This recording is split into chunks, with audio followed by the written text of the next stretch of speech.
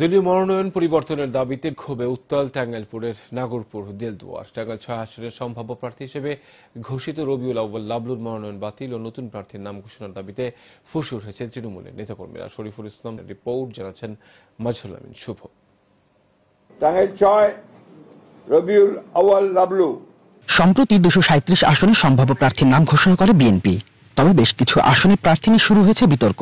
এমন একটি আসন টাঙ্গাইল 6, যেখানে তৃণমূলের নেতাকর্মীরা ঘোষিত প্রার্থী রবিউল আউয়াল লাবলুর মনোনয়ন বাতিল ও নতুন প্রার্থীর নাম ঘোষণার দাবিতে মাঠে নেমেছেন। কর্মীদের সাথে যাদের সম্পৃক্ততা ছিল আন্দোলন সংগ্রামে, যারা সবসময় সময় দিতে পারছে, তাদের বাদ রেখে বর্তমানে লাবলুকে মনোনয়ন দেওয়া হয়েছে, যার সাথে আমাদের কোনো পরিচয়ই নাই। দেশনায়ক তারেক রহমানের কাছে আবেদন জানাচ্ছি, আমাদের এই প্রার্থীর পরিবর্তে নতুন প্রার্থী আমাদের দেলদুয়া নাগরপুরের এমন প্রার্থীকে দেওয়া হোক যার অবদান আছে। 2018 ফ্যাসিস্টদের নির্বাচনে লাবলু সাহেব জাসদ থেকে নমিনেশন কিনে জাসদের নির্বাচনে অংশগ্রহণ করেছিলেন। দেলদুয়া নাগরপুর 6 আসনের যাকে সম্ভাব্য প্রার্থী করা হয়েছে, আমরা এতে সন্তুষ্ট না, কারণ দুঃসময়ে দুর্দিনে তাকে আমরা পাইনি। আপনি খোঁজখবর নিয়ে দেখেন এই দেলদুয়া নাগরপুর 6 আসনের আমজনতা কি চাচ্ছে, যে সম্ভাব্য প্রার্থী ঘোষণা করেছে জনাব লাবলু সাহেব।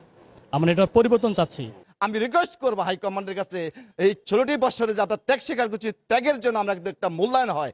সম্প্রতি বিএনপি নীতি নির্ধারকদের কাছে পাঠানো এক চিঠিতে তৃণমূলের নেতাকর্মীরা দাবি করেন 2008 সালে স্বতন্ত্র প্রার্থী খন্দকার আব্দুল বাতেনের পক্ষে কাজ করেছিলেন লাবলু। 2018 সালে নির্বাচনে বিএনপি প্রার্থী গৌতম চক্রবর্তীর বিপক্ষে গিয়েও কাজ করেছেন।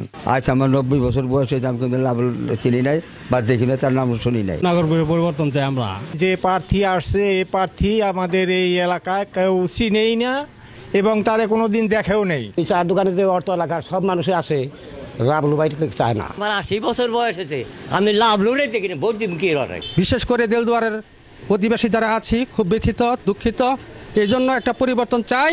আমরা যে প্রার্থী করছি সেটা আমাকে আসে নাই। যে প্রার্থী আপনারা দিচ্ছেন এই প্রার্থী আমাকে আমরা কোনদিন দেখিও নাই, আমরা চিনিও না। যে মনোনয়নপত্র পাইছে তারা আমরা চিনি না। আমি খুবই কম চিনি, ব্যক্তিগতভাবে আমি খুবই কম নাম শুনছি এবং কি তার দেখিও নাই কোনোদিন। মানে যারা দিচ্ছে ওরা আমরাই চিনি না, মানে আমাকে দেখাই হয় না তার নাকি। এমন একজন প্রার্থীকে বিএনপির মনোনয়ন দেয় একদিকে যেমন দলের ভাবমূর্তি ক্ষুণ্ণ হচ্ছে, অন্যদিকে বিভেদ বাড়ছে তৃণমূলে। তাই দ্রুত মনোনয়ন পুনর্বিবেচনার দাবি নেতাকর্মীদের। মাজহুল আমিন শুভ, এশিয়ান টেলিভিশন।